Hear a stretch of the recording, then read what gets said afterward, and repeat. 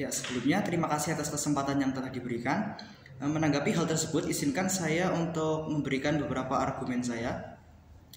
Seperti yang telah dikatakan sebelumnya, kemampuan kognitif adalah keterampilan yang berbasis teori dan berdasarkan kemampuan berpikir otak seseorang. Pada dasarnya, pengembangan kemampuan kognitif seperti analisis data, analisis teori, dan sebagainya ditujukan untuk menumbuhkan kreativitas dan meningkatkan kemampuan berpikir anak atau siswa.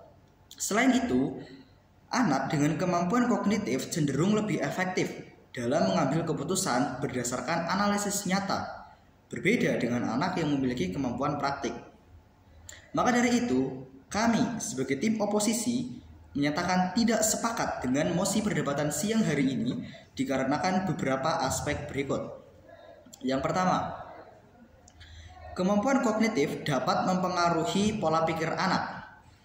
Kemampuan kognitif yang sudah dilatih dari kecil dapat mempengaruhi pola pikir anak. Hal ini dapat dilihat ketika sedang mengalami masalah atau konflik. Anak dengan kemampuan kognitif cenderung akan mudah mencari solusi. Karena, contoh, begitu masalah itu datang, mereka tidak akan ambil pusing. Mereka sudah dilatih untuk melihat sesuatu dari sudut pandang yang lain, sehingga mereka akan mudah mencari solusi dari permasalahan tersebut. Kemampuan visual seperti inilah yang dibutuhkan oleh setiap anak atau siswa. Yang kedua, dapat mengenal lebih tentang sejarah dan budaya negara sendiri. Belajar sejarah dan seni dari segi teori merupakan contoh pengembangan kemampuan kognitif. Hal ini penting untuk dilakukan karena dapat menjaga budaya dan sejarah itu untuk tetap ada. Hal ini tentunya berbeda dengan kemampuan praktik sosial yang mana mereka lebih mementingkan atau lebih memprioritaskan untuk persiapan di dunia pekerjaan. Yang ketiga, lapangan pekerjaan yang luas di masa mendatang.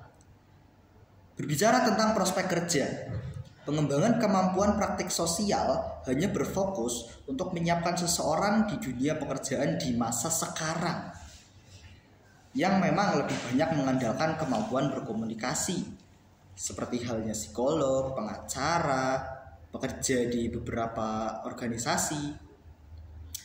Padahal, anak atau siswa diminta untuk belajar adalah untuk mempersiapkan dirinya di dunia pekerjaan di masa yang akan datang, bukan di masa sekarang. Seperti yang kita tahu, prospek kerja di masa mendatang kebanyakan membutuhkan kemampuan kognitif, seperti halnya software developer yang memerlukan kemampuan analisis, data scientist, data analis, serta banyak sekali contoh-contoh pekerjaan atau karir di bidang teknologi di masa mendatang yang membutuhkan kemampuan penalaran dan analisis data.